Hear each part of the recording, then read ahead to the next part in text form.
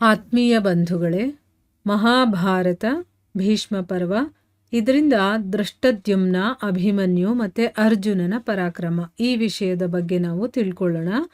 ಸಂಜಯ ಹೇಳ್ತಾನೆ, ಆ ದಿನ ಯಾವಾಗ ಆ ಪೂರ್ವಾರ್ಣದ ಅಧಿಕ ಭಾಗ ಅಂತಂದರೆ ಏನು, ಈಗ ಯುದ್ಧ ನಡೆದು ಅರ್ಧ ದಿವಸ ಮುಗಿದು ಹೋಗಿತ್ತು.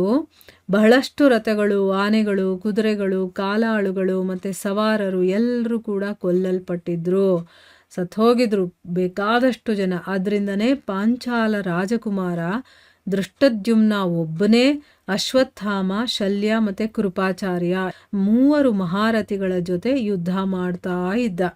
ಅವನು ಅಶ್ವತ್ಥಾಮನ ವಿಶ್ವವಿಖ್ಯಾತ ಕುದುರೆಗಳನ್ನು 10 ಬಾಣಗಳನ್ನು ಬಿಟ್ಟು ಕೊಲ್ತಾನೆ.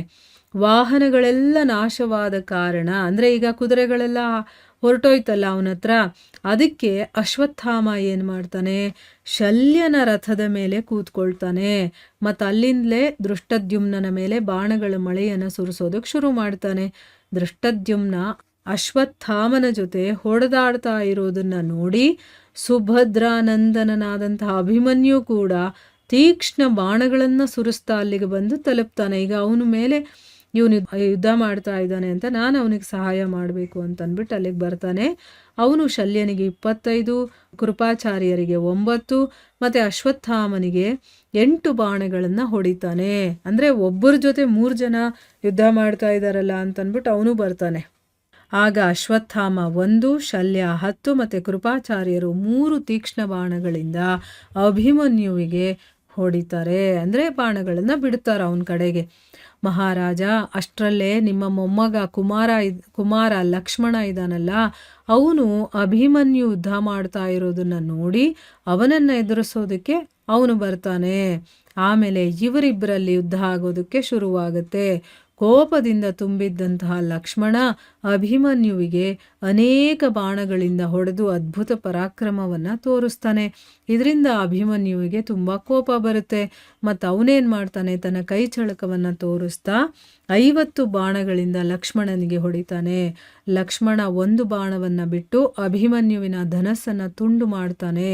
ಇದನ್ನು ನೋಡಿದ ತಕ್ಷಣ ಕೌರವ ಪಕ್ಷದ ವೀರರಿಗೆಲ್ಲ ತುಂಬ ಸಂತೋಷ ಆಗುತ್ತೆ. ಅವರು ಹರ್ಷನಾದವನ್ನು ಮಾಡ್ತಾರೆ. ಯಾಕಂದರೆ ಚಿಕ್ಕ ಹುಡುಗ, ಮೊಮ್ಮಗ ಅಲ್ವಾ, ಅವನು ಇಷ್ಟು ಜೋಶಲ್ಲಿ ಹೊಡೆದಾಡ್ತಾ ಇದ್ದಾನೆ ಅಂತ ನೋಡಿ ಅವರು ಖುಷಿ ಆಗುತ್ತೆ.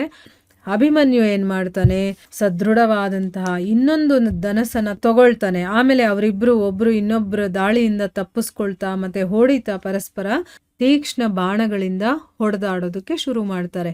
ಆಮೇಲೆ ತನ್ನ ಮಹಾರಥಿ ಮಗ ಅಭಿಮನ್ಯುವಿನ ಬಾಣಗಳಿಂದ ಪೀಡಿತನಾಗ್ತಾ ಇರೋದು, ಅವನಿಗೆ ತೊಂದರೆ ಆಗ್ತಾ ಇರೋದನ್ನ ನೋಡಿ ದುರ್ಯೋಧನ ಏನು ಮಾಡ್ತಾನೆ, ಅವನ ಸಹಾಯಕ್ಕಾಗಿ ಅಲ್ಲಿಗೆ ಬರ್ತಾನೆ. ಇದನ್ನು ನೋಡಿ ಅರ್ಜುನ ಏನು ಮಾಡ್ತಾನೆ, ತನ್ನ ಮಗನ ರಕ್ಷಣೆಗೋಸ್ಕರ ಅವನು ಕೂಡ ವೇಗವಾಗಿ ಓಡಿ ಬರ್ತಾನೆ. ಆಗ ಭೀಷ್ಮ ಮತ್ತು ದ್ರೋಣಾಚಾರ್ಯರು ಇವರು ಕೂಡ ಅರ್ಜುನನ ಎದುರಿಸೋದಕ್ಕೆ ಮುಂದಾಗ್ತಾರೆ. ಆ ಸಮಯದಲ್ಲಿ ಜೀವಿಗಳಿಗೆ ಎಲ್ಲರಿಗೂ ಕೂಡ, ಅಂದರೆ ಏನು, ಅಲ್ಲಿದ್ದವ್ರಿಗೆ ಎಲ್ಲರಿಗೂ ಕೂಡ ಕೋಲಾಹಲ ಆಗುತ್ತೆ. ತುಂಬ ಹೆದರ್ಕೊಳ್ತಾರೆ, ಹೇಗೆ ಯುದ್ಧ ನಡೆಯುತ್ತೋ ಈಗ ಅಂತಂದ್ಬಿಟ್ಟು. ಅರ್ಜುನ ಎಷ್ಟು ಬಾಣಗಳನ್ನು ಸುರಿಸ್ತಾನೆ ಅಂತಂದರೆ ಅಂತರಿಕ್ಷ, ದಿಕ್ಕುಗಳು, ಭೂಮಿ, ಸೂರ್ಯ ಎಲ್ಲವೂ ಮುಚ್ಚಿ ಹೋಗ್ಬಿಡುತ್ತೆ. ಏನೂ ಗೊತ್ತಾಗ್ತಾ ಇರಲಿಲ್ಲ. ಈ ಘೋರ ಯುದ್ಧದಲ್ಲಿ ಬೇಕಾದಷ್ಟು ರಥಗಳು, ಆನೆಗಳು, ಕುದುರೆಗಳು ಸತ್ತು ಹೋಗುತ್ತೆ. ರಥಿಗಳು ರಥಗಳನ್ನು ಬಿಟ್ಟು ಓಡೋದಕ್ಕೆ ಶುರು ಮಾಡ್ತಾರೆ. ಇಲ್ಲಿ ಸಂಜಯ ಹೇಳ್ತಾನೆ, ಮಹಾರಾಜ, ಆ ಸಮಯದಲ್ಲಿ ನಿಮ್ಮ ಸೈನ್ಯದಲ್ಲಿ ಶೂರವೀರನಾದ ಅರ್ಜುನನ ಎದುರಿಸುವಂಥ ಒಬ್ಬ ಯೋಧನೂ ಕೂಡ ಕಾಣಿಸ್ತಾ ಇರಲಿಲ್ಲ. ಯಾರೆಲ್ಲ ಮುಂದೆ ಹೋಗ್ತಾ ಇದ್ರೋ ಅವನ ತೀಕ್ಷ್ಣ ಬಾಣಗಳಿಗೆ ಗುರಿಯಾಗಿ ಅವರೆಲ್ಲರೂ ಕೂಡ ಪರಲೋಕದ ಅತಿಥಿಯಾಗಿ ಬಿಡ್ತಾ ಇದ್ರು. ಯಾವಾಗ ನಿಮ್ಮ ಸೈನ್ಯದ ವೀರರು 4 ಕಣೆಗಳಿಂದ ಓಡೋದಕ್ಕೆ ಶುರು ಮಾಡ್ತಾರೋ ಆಗ ಶ್ರೀಕೃಷ್ಣ ಮತ್ತು ಅರ್ಜುನ ತಮ್ಮ ತಮ್ಮ ಉತ್ತಮವಾದಂತಹ ಶಂಖಗಳನ್ನು ಊದ್ತಾರೆ. ಆ ಸಮಯದಲ್ಲಿ ಭೀಷ್ಮರು ದ್ರೋಣಾಚಾರ್ಯರಿಗೆ ಮುಗುಳ್ನಗುತ್ತಾ ಹೇಳ್ತಾರೆ. ಏನು ಹೇಳ್ತಾರೆ, ಭಗವಂತ ಶ್ರೀಕೃಷ್ಣನ ಜೊತೆ ಈ ಮಹಾಬಲಿ ಅರ್ಜುನ ಒಬ್ಬನೇ ಇಡೀ ಸೈನ್ಯವನ್ನು ಸಂಹಾರ ಮಾಡ್ತಾ ಇದ್ದಾನೆ. ಯುದ್ಧದಲ್ಲಿ ಯಾವುದೇ ರೀತಿಯಿಂದಲೂ ಕೂಡ ಇವನನ್ನು ಗೆಲ್ಲೋದು ಅಸಂಭವವಾಗ್ಬಿಟ್ಟಿದೆ. ಈ ಸಮಯದಲ್ಲಂತೂ ಇವನ ರೂಪ ಹೇಗಿದೆ ಅಂತಂದರೆ ಪ್ರಳಯ ಕಾಲದ ಯಮರಾಜನ ಹಾಗೆ ಭಯಂಕರವಾಗಿ ಕಾಣಿಸ್ತಾ ಇದೆ.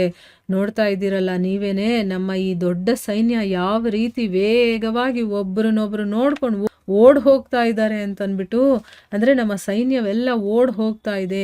ಈಗ ಇದನ್ನು ಮತ್ತೆ ವಾಪಸ್ ಕರ್ಕೊಂಡು ಬರೋದು ಬಹಳಾನೇ ಕಠಿಣವಾಗಿದೆ.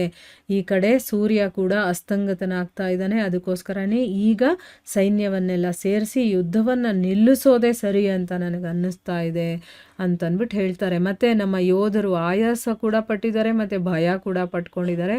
ಅದರಿಂದನೇ ಈಗ ಉತ್ಸಾಹದಿಂದ ಯುದ್ಧ ಮಾಡೋದಿಲ್ಲ ಇವರು ಅಂತನ್ಬಿಟ್ಟು ಭೀಷ್ಮರು ದ್ರೋಣಾಚಾರ್ಯರಿಗೆ ಹೇಳಿದ್ರು. ಸಂಜಯ ಹೇಳ್ತಾನೆ, ಮಹಾರಾಜ ಆಚಾರ್ಯ ದ್ರೋಣರಿಗೆ ಇದನ್ನು ಹೇಳಿ ಭೀಷ್ಮರು ನಿಮ್ಮ ಸೈನ್ಯವನ್ನು ಯುದ್ಧ ಭೂಮಿಯಿಂದ ವಾಪಸ್ ಕರ್ಕೊಂಡು ಹೋದರು.